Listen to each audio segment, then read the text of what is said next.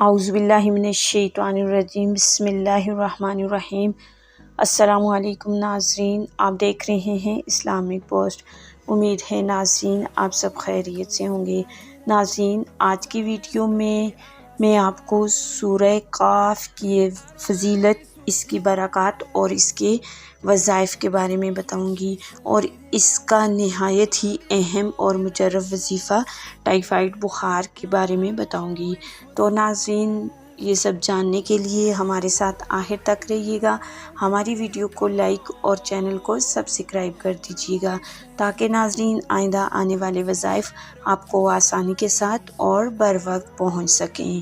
تو ناظرین ویڈیو کا آغاز کرتے ہیں۔ سورہ قاف، اس سورت کو حضور صلی اللہ علیہ وآلہ وسلم اکثر پڑھا کرتے تھے۔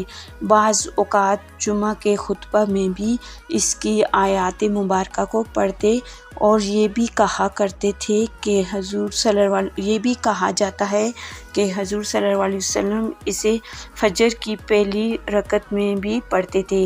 اس لیے یہ وہ سورت ہے جسے حضور نے زیادہ تر پڑھا۔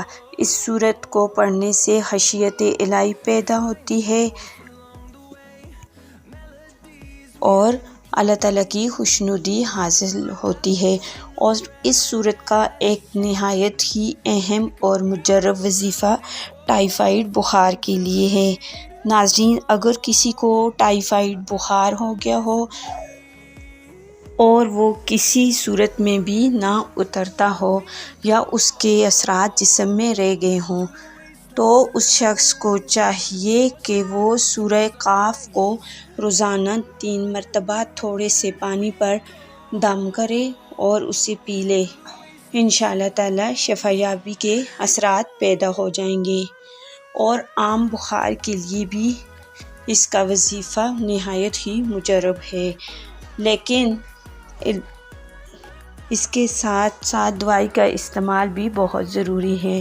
تو ناظرین یہ تھا آج کا وظیفہ، امید ہے آپ کو اچھا لگا ہوگا۔ ملتے ہیں ایک اور نئی ویڈیو اور نئے وظائف کے ساتھ، تب تک کے لیے اجازت دیجیے۔ اللہ حافظ۔